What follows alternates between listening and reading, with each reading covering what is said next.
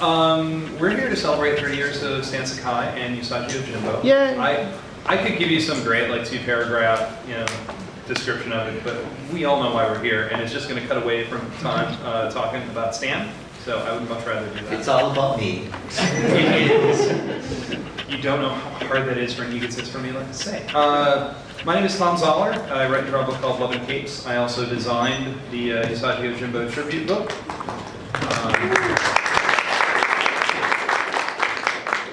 To my right is everybody. First off is Diana Schutz. Do you want to introduce yourself at all? Yeah, I'll need the mic. Hi, it's actually Diana Schutz, and Sorry. no worries, everybody puts an L in there. I wish I were related to Charles Schultz, but no luck. I've been Stan's editor since 1997 or 1998, somewhere in there. Somewhere. And though we had worked together once before, way back in 1980. For Fish Police. Yes, for Fish Police, that was it. For Comico. So Stan and I have been working together for quite a number of years, and I've been at Dark Horse for over 23 years as an editor. And that's me. And at the far end is David Petersen. Hello, I'm David Petersen. I'm creator of Mouse Guard, and I'm on this panel, I think mainly because of Stan's kindness.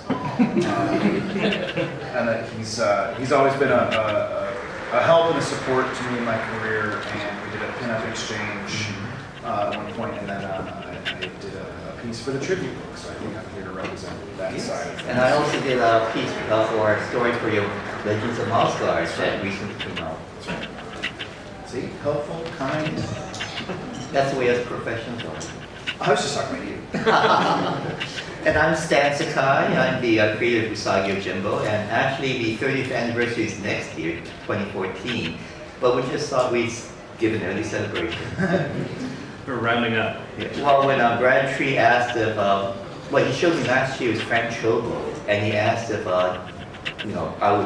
it would be okay if they made the theme for this year's book, Usagi Yojimbo. I said, looking at Frank's book, oh my gosh, yeah, it's gonna be beautiful. And I think this one, you outdid yourself for this year. Oh, thank you. I'm really proud. Who cares about 50 minutes anyway? I'm just happy they showed up on time. That's always my concern. Where are the books? And I'm tracking them like to the minute. Stan, how did you get started with Usagi? Well, Usagi, if you don't mind, Usagi. I'm just going to mispronounce everything. Yeah, well, Usagi means dragon bodyguard, and for those in the audience who are not familiar,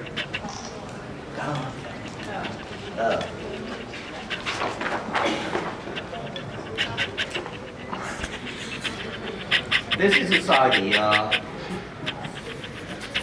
Now, the first question I'm always asked is, why a rabbit? And I grew up reading comic books, and I wanted to do a comic book series inspired by the life of a real samurai named Miyamoto Musashi. But one day I just drew a rabbit in my sketchbook with his ears tied up into a chonmagi, a samurai top knot. Sorry, I don't have my glasses on. And I love the design, so instead of using human characters, I stuck with this guy. And oh, that's awful. It's actually pretty good with color. I love the design of the rabbit with his ears tied up, so I kept it, instead of the human characters, used funny animals. And instead of Miyamoto Musashi, I changed my character's name to Miyamoto Usagi. Usagi again means rabbit in Japanese. And he was first published in Albedo Comics. From there, it went on to Fantagraphics. From Fantagraphics on to Mirage. And when Mirage was closing down publications, they gave me about 8 months' notice. So I sent out 7 letters to different publishers and got back 11 responses from people saying, no, we'd love to publish Usagi. And one of them was from Diana, and I had worked with her on a project for Fish Police, and I loved working with her. So she said, yeah, well, Dark Horse would take it. And the month after the last Mirage issue came out, the first Dark Horse issue came out, so I was really pleased. And I've been with Dark Horse ever since, and for the most part, Dan has been my editor most of the time. All right, I'm just going to open it up to questions now. If you have any, please. In the back. Have you ever done a comic called Samurai Penguin? It's basically a knockoff of your work. It's not really a knockoff. It was started, I think, during the black and white boom about 1980 something or other. It got canceled pretty quickly. Yeah. I actually knew the guy. Back then, there were so many black and white knockoffs of samurai and ninja characters, and But was he directly influenced by your work? Like, no, I don't think so. Okay. They look very different. There was also Samurai Squirrel, Santamichi, Samurai Blind Walrus. There was all kinds of stuff. And I mean, they all started right after Ninja Turtles did. And they all got, some were pretty good, but they all got lost in the black and white glut. I think for my part, one of the reasons I'm still around is that I started just about the same time as the Ninja Turtles did. Actually, the same year, just I think the same month, October and November of 1984. And because Usagi was at the very beginning, and at that time there were very few black and white comics at all. There was Mage, ElfQuest, Cerebus, and maybe one or two others.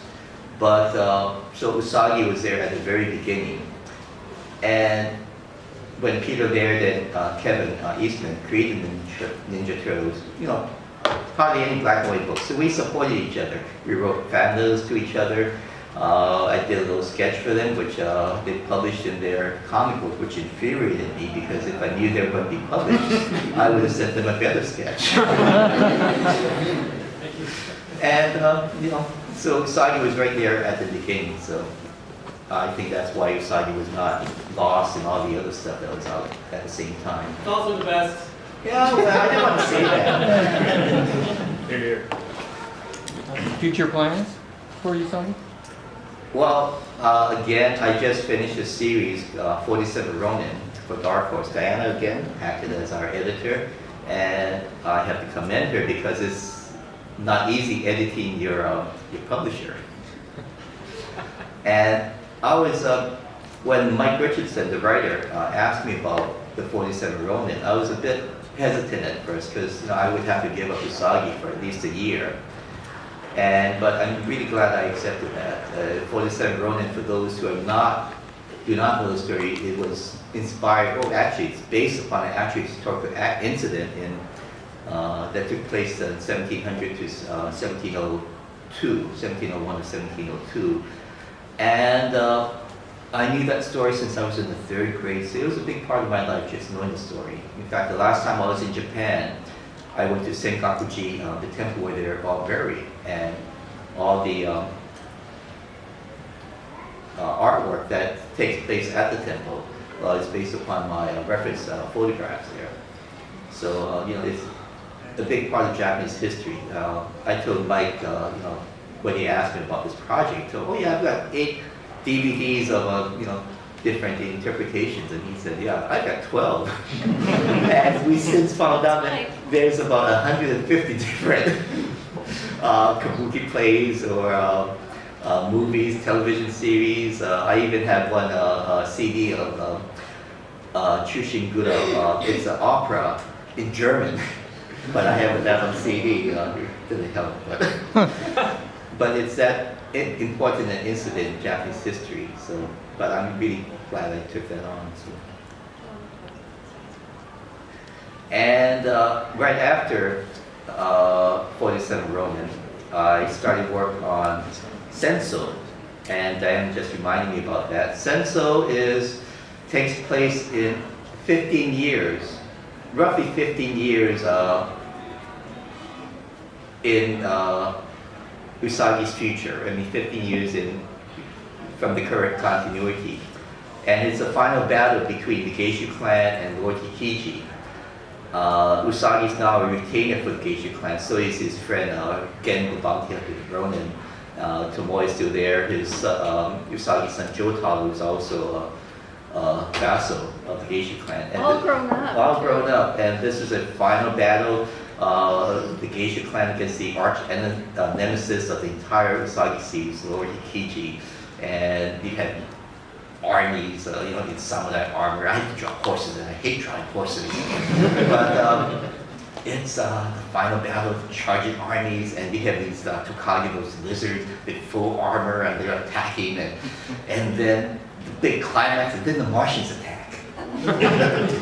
And this is the, you all know H.G. Wells' War of the Worlds, don't you? My premise is, what if the Martians had sent a few scout ships 200 years before Herbert George Wells' Victorian England attack, and they sent it to feudal Japan. And so I'll have the tripods and the aliens with the tentacles, and it'll be fun. It won't be historically accurate, but and Diana saw you've got the board for the first issue, and I tried to make it as epic as possible. Large panels, there's double page spreads, full page spreads. It's having a lot of fun with that. So, yeah, we should mention also that Senso will be a 6-issue mini-series, and then once that's done, Stan will go back to the regular Usagi series. And meanwhile, I'm working with your assistant editor, Brendan Wright, doing Nielsen Groundthumper, The Adventures of Nielsen Groundthumper and Hermie. Usagi was first published in Eldino #2. I had a story in Eldino #1, Nielsen Groundthumper and Hermie. And these are funny animals in Europe, about the same time as Usagi in Japan. And my original concept was that Usagi was going to be part of the Nielsen storyline. And I've done a few Nielsen stories over the years, maybe less than 100 pages worth. But Dark Horse is going to collect it as well as a new story. And it'll be, full color? Is it hardback? I don't know. But full color. Tom Luth is going to color it.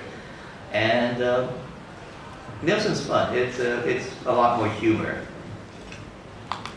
And Brendan also asked me to do a two-part Usagi story for Dark Horse Presents, and I'm working on that now, so I had to put Senso on the side. That story is called The Artist, and the concept for that is Usagi meets up with an artist who is trained in Europe, and the European style is very different from the Japanese classical style. And because of that, the Guild of Artists in Japan had sent the assassins after him because what he learned in Europe is going to upset the entire Japanese art community because of styles of the entire tradition of storytelling or artwork. And because it's in Dark Horse Presents, it's full color. And what I'm doing is whenever you see the artist's paintings, it'll be done in watercolors. Everything else will be done in black and white, but the paintings themselves will be done in watercolors or Conte crayons, so that you can really tell it's very different from the classical Jack, what the rest of the story is. You can see that it's very different, it's very radical, and I'm having lots of fun with that. Now, did you have any trouble when after stopping Usagi and then coming back to it? Was it hard to get back in the flow? Did you learn anything new? Right after I finished the first issue of 47 Ronin, and it's a 5-issue series, right after I finished the first issue, I was anxious to get back to Usagi. But I'm really glad I did it. And when I got back to Usagi for Senso, it flowed really nicely. It's just that I noticed the first few pages I was drawing characters with 5 fingers.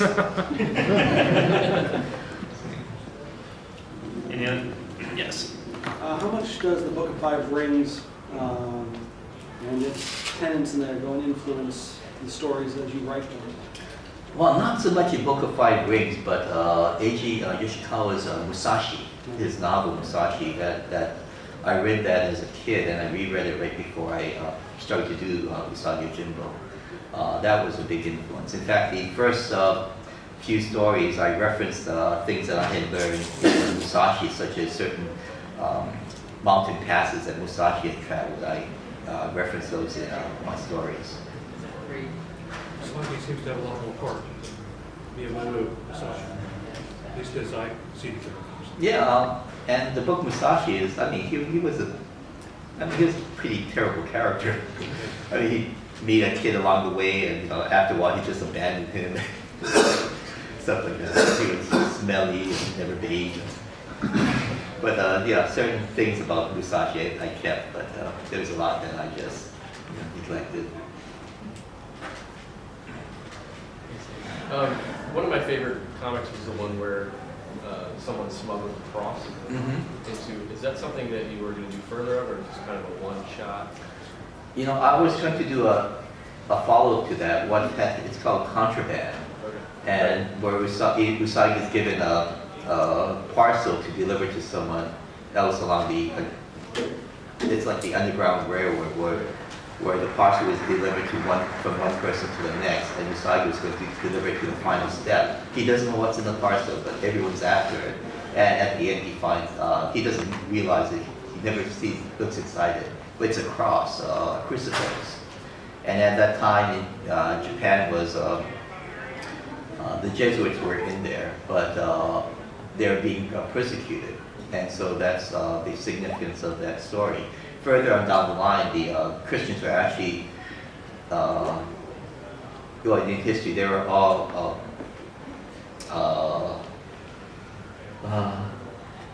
kind of surrounding a stronghold, a castle called, I think it's called Shimabara, and they were destroyed. They were all killed.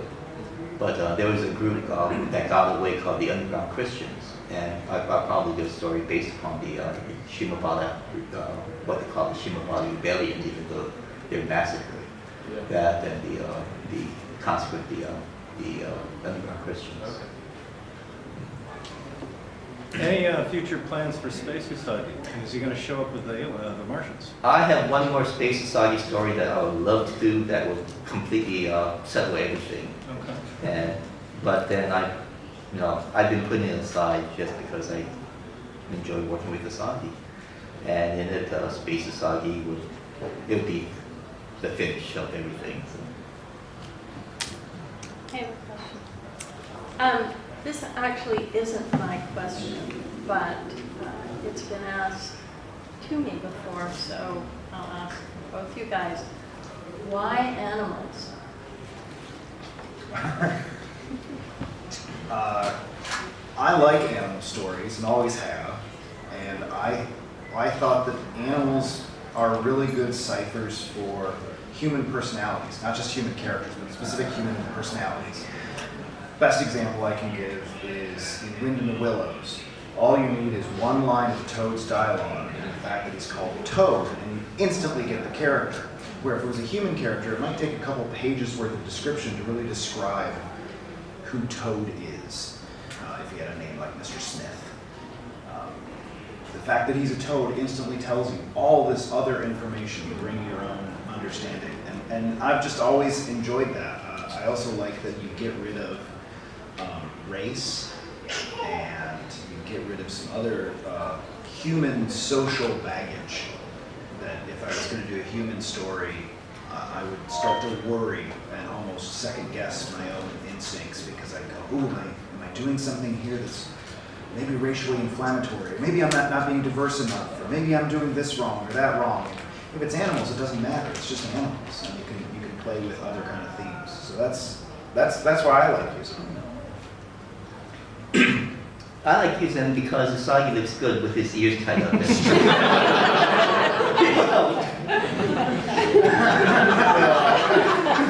I mean, at first Usagi it was going to be Miyamoto Musashi, but Usagi looked good with his ears tied up. I took the basic art classes for anatomy and everything, and I figured, maybe I'll be one day work on Spider-Man or something. But after Usagi came about, then I did funny animals, and I had the option of either making it a world of all animals, or like Dave Sim did with Service, make Usagi the only rabbit character in a world of humans, which just never made sense to me. So I never could understand why Dave chose to put service in a human world. Has he ever explained that? I have my theories. Oh, okay. So that's why I like animals. We met several years before, and I've asked this question before, and has Usagi been published in other countries like Japan and translated into Japanese and other foreign languages, or? Usagi has been translated in, I think, 13 different languages, including languages like Croatian or Indonesian, Polish. She's big in Poland. Poland, France, Spain. I think the three biggest countries are Poland, France, and Spain. And Poland is actually caught up with all the American books. I think their next book is book 27. It just came out a couple months ago in the U.S. The same with France. This tribute book here, France did one about 2 years ago, and there's even a drawing by Stan Lee in it. So it's in Spain too. I've been to those countries a number of times, and I'm frankly surprised. Japan, there has never been a Western comic book that has made a lasting impression on the Japanese manga market. There has been a few one-shots or short-lived series, but never by major publishers, and they've never lasted a long time. When I was invited to Japan by Osamu Tezuka Studios, I was frankly surprised that people knew who I was. So strange. And now your books are being published, translated. Yeah. There's a French edition. Yeah, there's French in Spain. I think it's 2 dialects of Spanish. But yeah, also I've had some requests from Japanese readers. Why not? And like you say, there's not the interest from the publishers. There are a couple, I get a couple requests from readers, but not from Right, the yeah. publishers. And Japan doesn't have comic book publishers. They have publishers. And I see. one of their divisions have to be comic books. So it's like, it's a very different setup from what we have in the U.S. Any other? Yes. The first time I encountered Usagi was as a Teenage Mutant Ninja Turtles action figure, and then I subsequently saw him on the cartoon, and I was rather surprised to later learn that he was his own thing that crossed over. So I was wondering if you could speak about how that happened, and also if the possibility has ever come up to maybe give Usagi a media empire or franchise. God bless the Teenage Mutant Ninja Turtles. That first action figure, that first action figure sold like 2.2 million units the first year, and that pretty much paid for the addition to my house. So that came about because, as I said, Usagi and the Turtles hit the market about the same time, and we became friends, even though they're on the East Coast and I was on the West Coast. But it was at a San Diego comic book convention that I was sitting with Peter Laird, and Peter just turned to me and said, "You want an Usagi toy?" I said, "Sure." And that was pretty much it. And then he said, "Well, we'll have your people, contact our people, and we'll get it settled." And I did not have any people. So they gave me some of their people, so for a while we had the same people, which made things easier. As far as TV or movie goes, we've had a number of options. They've never panned out. The strangest one we got was option request came from Oliver Stone. And the one that I regretted did not go through was with Henson. They wanted to do a feature film using puppets like they did with Dark Crystal. And my first question to them was, can I have an Usagi Muppet? But at that time, Henson was owned by a German corporation that had financial problems right after that. And so the Henson family actually bought it back for less than what they sold it for. So, but we've never talked again.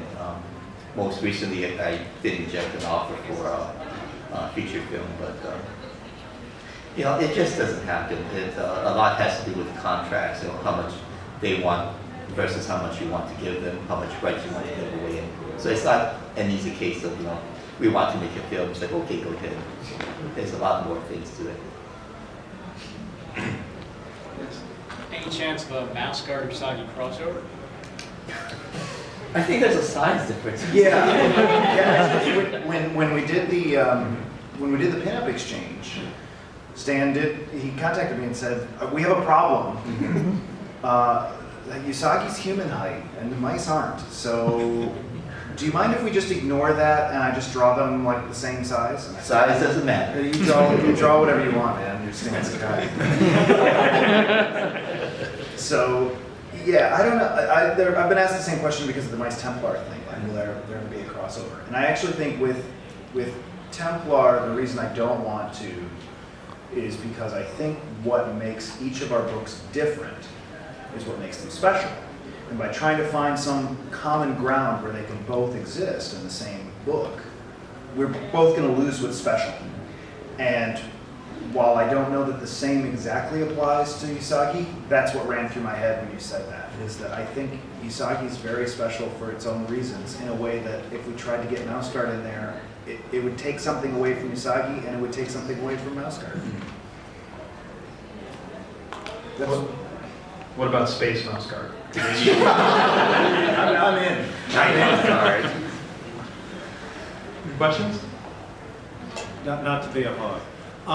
Two related questions. One, well, totally unrelated questions. One to the crossover with Turtles. Is there any thought of the new Nickelodeon show having Usagi on it? Not the TV series, no. Okay. And then, completely unrelated, back to Cerebus. Do you have any regrets about making Jockey, the bad guy, human in a world full of animals?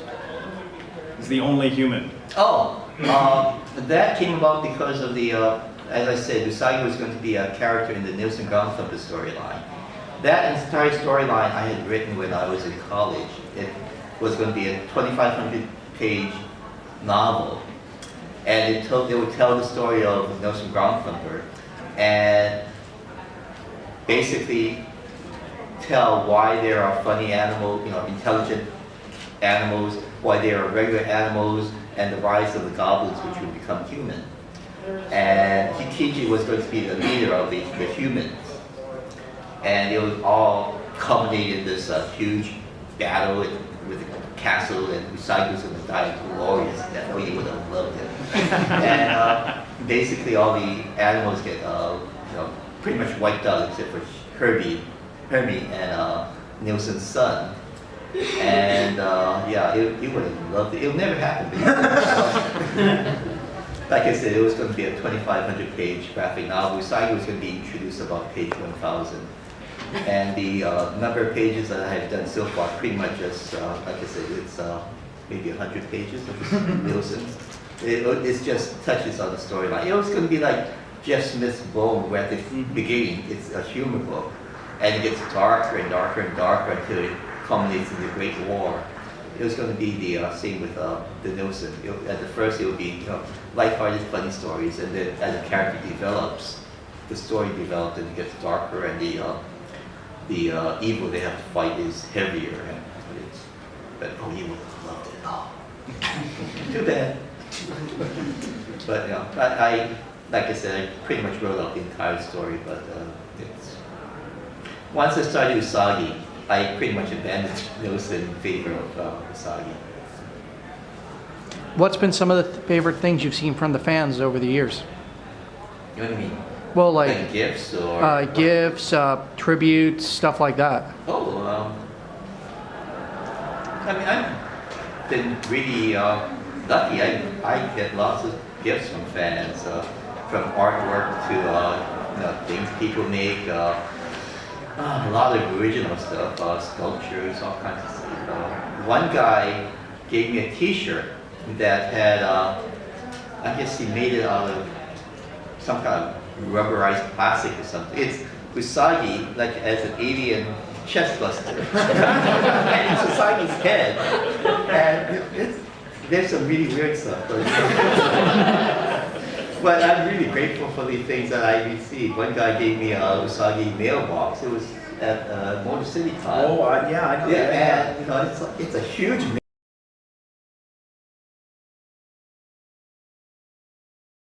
Right. It wouldn't fit in my suitcase, it was that big. So I couldn't take it home. Another guy gave me a sword that he had made. You know, it was too long for my suitcase. And you can't carry on a sword on a plane. Yeah, and so I had, this was at Emerald City, so Dark Horse was there, so I had Dark Horse FedEx it to me. So, but you know, I get some really neat stuff, so I'm really grateful. I have a question for Stan, if that's okay. Yeah, go ahead. Yeah. So one of my favorite things about Usagi is the range of emotion and tone. That it can be epic war, there can be funny moments, there can be tender romantic moments, there can be pages and pages without any dialogue that are purely about mood or setting history. Was that a conscious decision at the beginning to say, I kind of want to do a book where I can do all these different things? Or did it just kind of naturally evolve because that's who you are as a storyteller? I think it came about naturally. At the beginning, I was more concerned about what can I need to do a story by next month. What can I do next month? Now I'm planning years in advance. Sure. I'm sitting down groundwork, but it's pretty much, you know, with the contracts with all my publishers, and it has always been whatever I want to do, whatever I said didn't get published. And I'm really grateful for all my publishers, including Dark Horse, that I have such creative control and creative freedom. And it's pretty much I can do whatever I want to. Love stories, drama, pure history. There's one of my favorite stories is Changoyu, the tea ceremony. It just goes through the entire tea ceremony, very little dialogue. There's no fighting at all. There's you know, and it was the capper to the last story of one of the trade paperbacks. So it was like the climax, but it was just a serene type of thing. It's breathing. Yeah, there's a lot of breathing. So I'm really grateful. My publishers have always been very, you know, understanding and very little changes. I don't think you've ever requested any changes at all. You know, it's aside from you guys who do the grammatical stuff and spelling errors. Yeah, I think, I mean, in all the years that I've worked as Stan's editor, maybe once he's asked me, which way should this ending go? And sent both versions that he had in mind for me to choose from. What you should know is that with every issue of Usagi, Stan does the whole thing, the writing, the drawing, the lettering, and then he sends it to Dark Horse, to me. So it arrives complete. And what that means is, you know, if there were any changes that needed to be done, it would be kind of a big production. The reason we trust Stan to do that without any sort of showing us any preliminary stuff is because he's a consummate professional and he knows what he's doing. I don't have to tell him, oh, you know, your storytelling doesn't really work in this sequence here, because it always works. Well, there have been, yeah, like you said, I would draw two endings and say, which one do you like better? So there's a one time, again, tea ceremony, I told Diana, don't send the pages up, I made a mistake. In the original version, I had Usagi bring his swords into the tea house. But you know, that's not done, so I had to correct that and have Usagi leave his swords outside. So, you know, How often? Because I remember you talking once about the go. The go, yeah. You did a story that had some go in it, and then you found out that, I think it was after it was published, you found out. Yeah, it was, well, there's a game, not right about the game of Go is, well, it's a board game in Japan. It's played on a wooden board with round tiles. And I used to play Go as a kid, but what I didn't know is that it wasn't Go, it was a game called Gomoku. And it used the same board and the same game pieces, but it's the strategies and the are completely different. It's like comparing chess to tic-tac-toe. And I had Usagi play Go, and said, oh, I won the game of Go. And I heard in emails from as far away from as Germany saying, that's not Go, that's Go, you idiot. Unfortunately, Usagi first comes out as comic books and then gets reprinted in trade collections. So I was able to go to a Go tournament. I bought a book on Go and the history of Go. And there's even the American Go Masters Association has a website, and who knew such a thing existed? But in the final panel, not only is it the game of Go, but the game pieces are in the strange positions as this famous game that was played in like 1852 by two classic Go masters. And it's all in the same positions, and I'm still waiting for someone to come up to me and say, we caught that, that's good job. But there's always fans kicking on your toes. So. I want to know, where did you learn to letter? Because you letter the book by hand still, yes? Or I still do. Still on the boards? I used to teach calligraphy. This is, well, not teach. I took a couple of classes and then figured I can teach this. So I taught calligraphy, and it's calligraphy is very different from comic book hand lettering. But this is like Gothic print, italics and things. So. And Sergio came up to me, Sergio Aragonés says, I'm starting a book called Guru the Wanderer. Do you want to letter? I said, sure, I'm a terrific letterer. And I had never lettered anything in my life. But for the opportunity to work with Sergio, you can't pass that up. So I figured, how do I learn to do lettering? No one I knew lettered. Fortunately, that very month, Todd Klein, in a magazine called Comic Scene, and this is back in 1982 or something, had written a step-by-step article on how to letter the Todd Klein way. And it showed things like the Ames lettering guide, what pens he uses. Like, this is wonderful. And so I pretty much did what Todd told me to do, except I adapted it for my own lettering. If you look at the very first issue of Gru, you'll see that each page, the lettering is different. Because I was using different pens, trying to find out what works for me.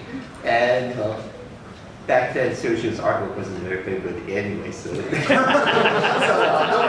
no one noticed the lettering. But if you look at the lettering, each page is different, is lettered in a different style, and they never mentioned it or anything. So, they kept me on as a letterer.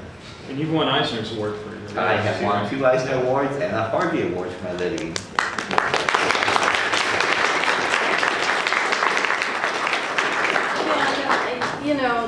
Again, you should know that hand lettering is sadly becoming sort of a dying art form.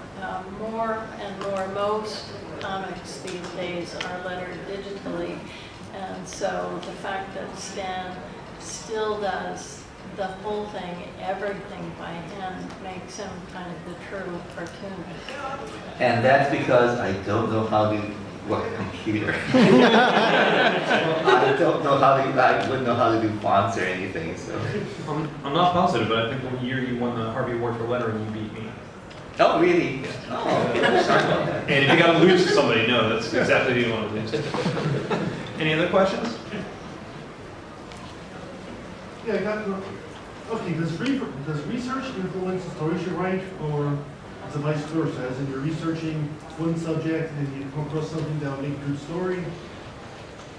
Yeah, research, I may come across a bit of information about Japanese history or Japanese culture or something that may lead to an entire storyline or entire premise or something. Other times I'll think, I'll show you soy sauce, Japanese soy sauce. So these are my life, I don't know how it's made. So I did a story about that and did research for that. Sometimes the research influences the story, other times you do the research before the story. I did one story called Ice Runners, and these were carriers who carried blocks of ice like 200 miles in the heat of summer to the capital, to the shogun's capital. And I wouldn't know things like that existed, except I just saw a bit of documentary that had referenced that. And so I made an entire story about that. It was hard to do research on that because it's so obscure. But I was able to find enough research to make a story out of it. Sometimes I would find a bit of research and I think, oh, this would make a great story. And then when I do more research, I say, oh, it doesn't work at all. There's like one for grass cutter, the original grass cutter,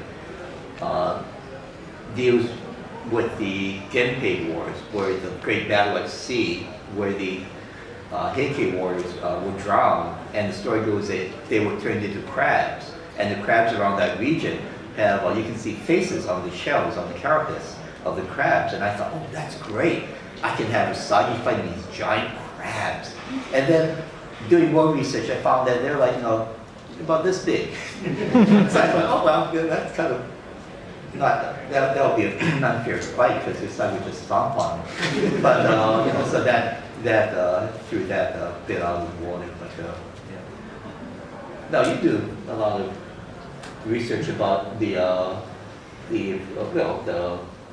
knight type of. Not at all. Not at all? No, I fooled you. Oh. Yeah, no, I do a little bit of research occasionally when it comes to kind of like what you're talking about, like how would they have ice? Yeah. I'll think of something like that that'll intrigue me. Like how, if they do have glass, how are they? But you do insane things, like you would build models and things. I do that. Yeah, that's just insane. I like how you say, yeah, I do that. That's perfectly normal. No, it's insane. I was agreeing with it. It's not normal. I don't have a flat surface in my studio that doesn't have a model. I was talking to Sergio once when he was doing a series called Space Circus, and he showed me a page and said, "You see these stars? The stars were in this exact position on the night of August 31st, 2010 or something." They said, "Really? Why'd you do that?" I said, "No, because I had to." Yeah, no, I cherry.